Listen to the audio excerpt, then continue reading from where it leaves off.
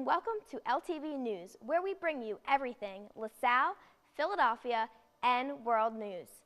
We're filled to the brim with this episode as Brendan Rigney chats with SGA President Muffy Torres. Then Madison Elliott discusses the city's policies on public school districts. But first, let's talk LaSalle news. LaSalle University hosted its annual Family Weekend this previous weekend. From Friday, September 26th to Sunday, September 28th, the university provided a host of events that families and students could register for. The weekend proved to be a hit, with families from all over visiting the campus and participating in activities around Philadelphia, including LaSalle Art Museum tours, a Philadelphia Phillies game against the Atlanta Braves, a Philadelphia Express tour, a carnival, and a trip to the Philadelphia Zoo. The campus was swarmed with parents and siblings of all ages, making the 2014 Family Weekend an overall success. On Friday, September 19th, Apple released the iPhone 6 and the iPhone 6 Plus. Apple claims the new phone isn't only the biggest they've ever made, but also the best. The iPhone 6 has been upgraded to an HD display with brighter colors and higher contrast. However, the most of the iPhone 5S characteristics are carried into the new release. With minor differences besides size and basic design, LaSalle TV news reporter Steve Graham tested the campus to see if the students could pick up on the differences between an iPhone 5 and the newly released iPhone 6. Hello, I'm Steve Graham reporting for LTV News. On Friday, September 19th, Apple released the iPhone 6 and its brother, the iPhone 6 Plus. Compared to the iPhone 5, there are very little differences except a little size on the screen. I have an iPhone 5 in my hand. Today for our Man on the Street skit, we are going to ask people if they can pick up on the differences between the iPhone 6 and the iPhone 5. Basically, I'm going to ask them what they think of this brand new iPhone 6 and see how they respond. Just wondering, what are your thoughts on the new iPhone 6? I have it here in my hand. But kind of a rip-off, I think. Yeah. I'm an Android person. I don't like iPhones. You don't like iPhones at all? Nope. It looks the same. iPhone 6. I don't think that's the iPhone 6, bro. Oh, yeah, no, 6 Plus is big here. Well, Tim Cook like kind of switched it up a little bit. It's like I watched the keynote, and I have a Galaxy, right? So like something I noticed was that like he like moved the like button onto the side, and like I didn't like that because like that kind of takes away from the originality of like the iPhone, which is usually on top and everything. And personally, I went from iPhone to Galaxy, but iPhone was my first smartphone. So like I do love the iPhone, but personally, I'm more of a Galaxy fan. Have to these days. Technology's always moving forward, so people always want the newest thing. I don't foresee it being too much different than a 5S with the software update, but people like new things, so it'll probably sell like hotcakes. Thanks for that. Awesome. First convocation at LaSalle was especially interesting this year for the student body. Polarizing news reporter and political commentator Chris Matthews attended and spoke at the event on September 26th before sitting down and dishing on his career. Let's take a look. Families, students, and administrators flocked Tom Gola Arena Sunday afternoon for the 2014 Honors Convocation. Sophomores through grad students were honored for their achievements inside the classroom. Even though student achievements were the main attraction, guest speaker Chris Matthews of MSNBC Hardball had a celebrity feel on 20th and Albany. It was something to really go to school on a real college campus. We got home in the afternoons. I'd head to the firehouse, pick up my bundle of Philadelphia bulbs. Actually, people outside of Philadelphia would say Philadelphia bullets. It's a bulb. The university honored Chris with an honorary doctorate. As students walked across the stage, each participant received a copy of his latest book, Tip and the Gipper. Following the convocation, I sat round table with Chris as he shared his views on higher education's responsibility on civic engagement. Hearing your thoughts on what role higher education plays in preparing students to be civically engaged, and do you mean like college or yeah, college? Clearly, I mean, you know, I think you learn the basics in high school, and college extends that to a lot of different areas you normally wouldn't get into as an average person. I mean, I believe. I mean, I studied economics because even I ended up not being able to handle it. Yeah. I thought it was one thing I never learned on my own. Right. But I also knew I was a reader, so I ended up reading a lot of history, so I didn't need that in school. Yeah. Because I said, I'll read everything. And I had that figured out, you know. I think it's, for the professions, for everything, it's helpful. Yeah. Police work. I mean, it's tough to make it without a college degree. Yeah. It just is. And do you think the universities are doing their role to encourage students to vote? The powers of the the vote. I think minorities in Philly used to vote more than white people did because they'd had an experience with Frank Rizzo as a very tough mayor. Yeah. You know, people tend to vote more passionately when they have a passionate interest. For example, African Americans on civil rights, Hispanics on immigration, gun owners on guns, pro-life people on those issues, abortion, pro-choice people on the same issues. They get single women have a bunch of issues they care about. Yeah. You know, I think surprisingly, education is a huge issue up here with the governor. Yeah. You know, that's hurt him, right? Yeah, I mean, it's hurt him. So I think you never know when the issue's going to. Environment's an issue where everybody says they don't make it a big issue, but it tends to be an issue. It's interesting how it works. But we first had last week we had 310,000 people in New York demonstrating for Earth Day or for climate concerns about climate change, and I think that's an issue that sits there. And what role? But people aren't going to vote if they don't have a reason to. I mean, my parents voted like going to church. They did it as a responsibility, you know. Yeah. I'm not sure that holds as a reliable way of getting people to vote, just out of responsibility. They have to vote out of passion. Passion. And do you think the rally in New York and what role do you think social media plays in bringing awareness and passion? Well, it's playing a big role in. I know that somebody worked for President Obama in the last campaign, and they talk about 7 hits. Yeah. So you knock on the door and leave a message. That's one hit. You get the person by phone. That's a hit. You meet them. That's another hit. You call them on election day. That's another hit. But the big way to communicate all that is through email and modern media. They keep up with the campaign. I mean, I get a couple people, for whatever reason, inform me about every campaign. It's a governor running for re-election in Illinois. There's a guy who just challenged successfully a congressman up in Massachusetts. Yeah. They get me on their list. Yeah. So I'm hearing constantly about those 2 elections. Yeah. I didn't ask for this.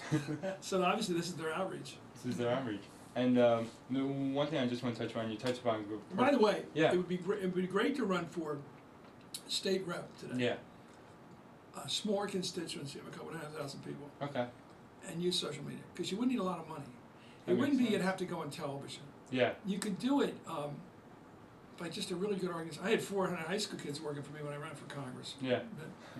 In Philly, but back in the 70s. But if you had social media, the organizing would be so much more efficient. Yeah.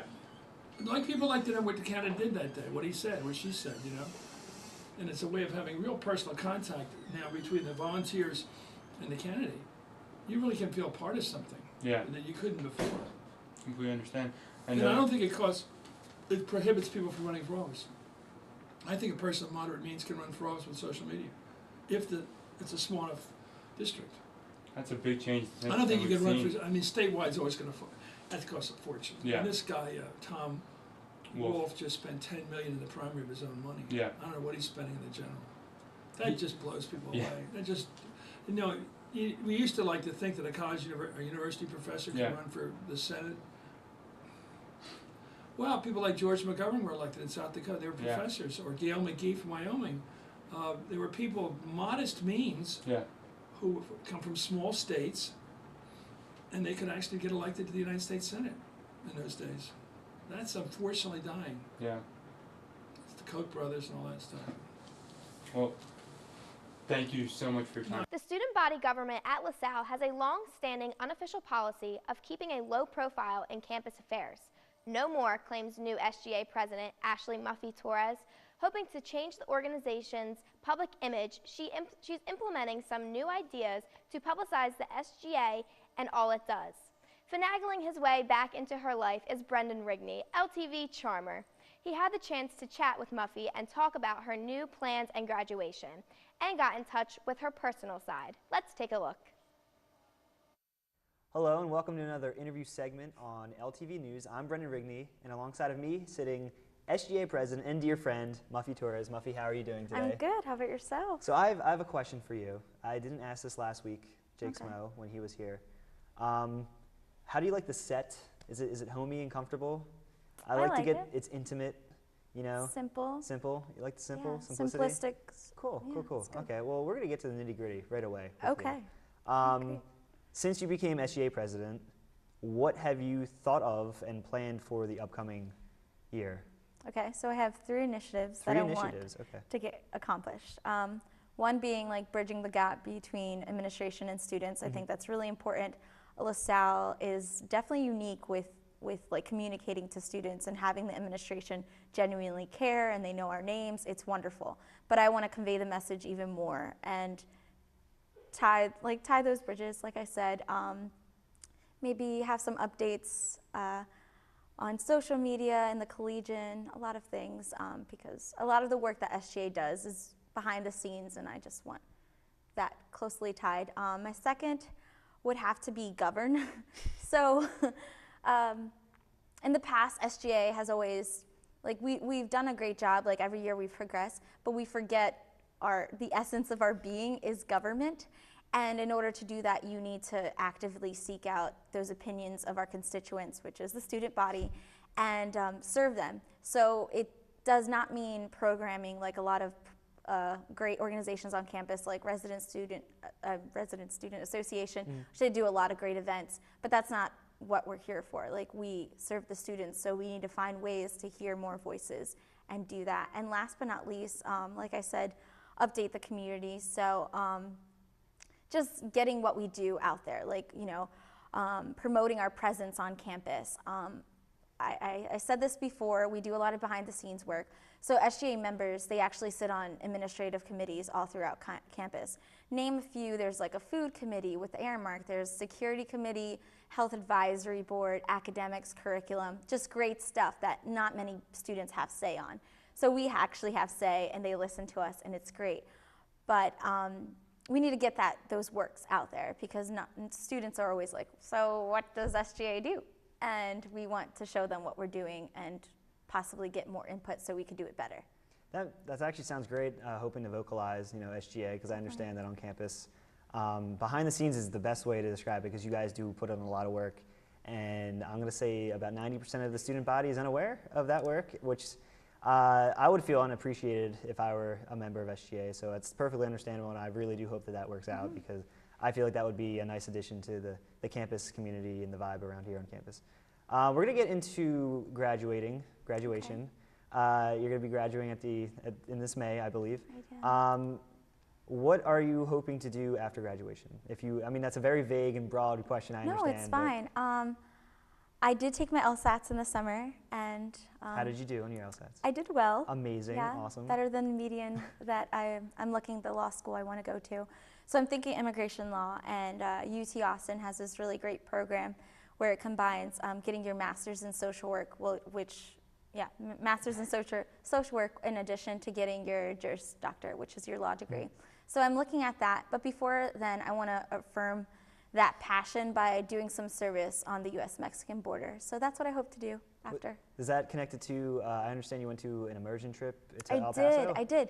So that immersion trip, the leader of that, like the student leader that was in El Paso, she took us to immigration detention centers, a lot of community-oriented work. We got a presentation from Border Patrol, a lot of great intensive stuff, and that was through the program of Border Servant Corps, which I want to do, but I don't want to do that work per se, like show students around. I want to do more legal services and know your rights presentations. Yep. That's awesome. You actually sound like you have it almost completely figured out. Okay, well, you have most of it figured out, which is more than everyone here, I think. You know, in terms of if my class is the junior class, we're still trying to figure everything out. But that is fantastic. I mean, having that goal set for you, you know, I feel like you come on, let's be real. She's gonna get this. Come on, it's not even a question. I feel. So leaving LaSalle, what is one thing that you're going to miss the most on campus or student organizations, friends, all that stuff. What was, if you had to pick one thing to say right now on TV, what would be the one thing that you're going to miss the most? Man, that is a hard question. I could go on a rant and a list, but I think it's something that everyone resonates and says over and over, the sense of community. You know, I can walk from this studio all the way down to North and can guarantee that I can say hi to 5 to 10 people because it's just so close-knit and everybody is like general interest in everybody, you know. Everybody wants them to see like do well, and that's what I'm gonna miss. Like, just that's understandable. authenticity. Most of the people that see me on campus, they give me dirty looks. Oh, I'm typically. sorry. So it's nice to see that people are giving you smiles, you know. Yeah. You've never given me a dirty look, is that what you're saying? Anyway, we're gonna move on. Final question, if you had to be a type of tree, what type of tree would you be? I'd be a strong oak tree. That's it. That's That's it? all. That's it? Oh, that's all you need? That's all. That's all you need. Well, thank you for coming again. No problem. It was a pleasure having you on set. Yeah, thanks. We'll be right back after this commercial break.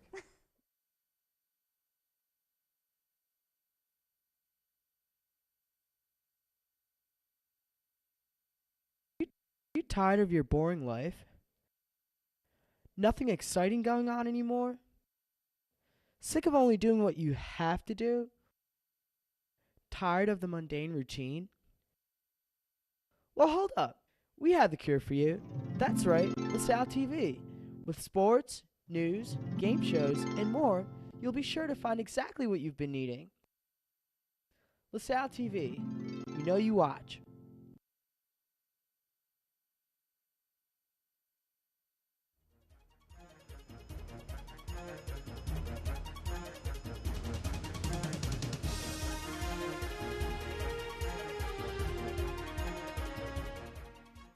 Graham here to give you the dirt on Philly news. Sunday, September 28th was a most auspicious day for the 52nd annual Puerto Rican Day Parade, which took place in Philadelphia. Thousands of people crowded the city streets in celebration of Puerto Rican and Latino heritage. The parade went along the Benjamin Franklin Parkway before ending at Akins Oval near the Philadelphia Museum of Art. The day consisted of music, dancing, and decorated floats as well. Philadelphia had the second highest Puerto Rican population amongst U.S. cities at a close to 122,000 after the 2010 census was taken. The parade was sponsored and provided by the Council of Spanish-Speaking Organizations of Philadelphia. Speaking of festivities, Main Street Manayunk had its annual street food festival this year on Sunday, September 28th. Reporters Maddie Elliott and Corey Meredith had the full coverage. Madison Elliott, and today we are here at the Manayunk Street Fair to see what's a buzz in Philadelphia today. The Manayunk Street Food Festival is held every year to kick off Manayunk's Restaurant Week that will take place from September 28th to Friday, October 10th. The fair is full of street vendors, food trucks, and is fun for all. Kids and adults love the bouncy houses and games offered at the street fair, and it is a great way to experience the historic Main Street with friends and family. LaSalle TV news reporter Madison Elliott got a chance to sit down and talk with one of the street vendors to see what the street fair is all about. Oh my God, it's so much fun. You're going to want to eat everything because you smell all different kinds of food. There's food from all over. It's great. It's so worth the wait. Brings in a lot of new people from like different parts of Philly, even Jersey. So, and they love it. They get their food, they get their reading, so it's like a tradition for them now. Clairvoyant is like a psychic, a medium, it's like an energy reader. So we could like feel things and sense things that like you're worried about or stressed about. I'm the 6th generation of it, so it's been literally my mother, my grandmother, my great-great-great-grandmother. We've been in Philadelphia for like over 100 years. Really busy today, so we get guys, girls, we get older people. We do get some people that want their children read. A lot of LaSalle, a lot of the colleges, because everyone wants to know how they're going to do in their career, how everything's going to be. So we always do. Groovy. Now let's talk fashion. Philadelphia isn't exactly one's first thought when it comes to designer clothing and modeling. Looking to discard the perception of a strictly blue-collar city, Madison Elliott headed to Southeast Philadelphia to witness the first annual fashion under the shambles. Let's check it out. Hello, I'm reporter Madison Elliott for LTV News, and I'm here at the Head House Shambles Fashion Show taking place on September 22nd, the very first day of autumn. This is the fashion show's first year. The night's mood was set to be energetic, fun, and classy, featuring 21 fashion boutiques exclusively from the South Street District. The event is it's like fun, and there's a lot of energy, and it's really nice, it's bright, it's cool, I love it.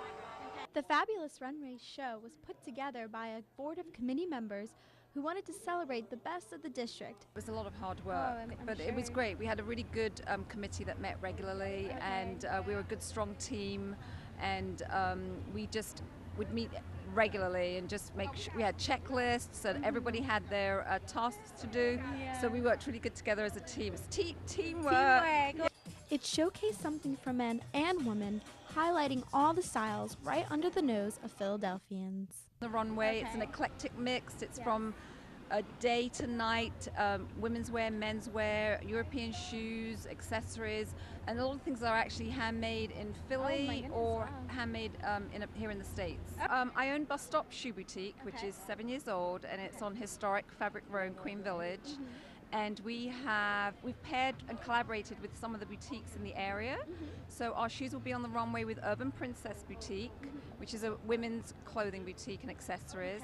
Also with Armour Philadelphia, which is just menswear, because we sell women's and men's shoes. And then lastly, Nostalgia, who the designer actually makes her own clothing and sells it in her store, and I'm wearing one of her dresses today. I love it. Well, I'm inspired by what I see on the street. I think Philadelphia has really great street style, and I just love to see what people are wearing, whether it's here in Philly or New York or London. I'm inspired by what I see on the streets. All the styles range from edgy and rebellious to chic and glamorous, and lastly, almost futuristic. Not only were the designs diverse, but also the causes. I am the manager and co-founder of Philly AIDS Thrift, and these are our beautiful models, our volunteers and staff. We're a nonprofit thrift store, and our proceeds go to the 29 AIDS service organizations here in Philadelphia. There's every walk of life in there and every type of fashion. So we've got Miss Pinup, we've got Mr. Classy Designer, we got Miss Punk Rock, Vintage, you name it. And you can find everything at Philly AIDS Thrift, and we're located at 710 South 5th Street.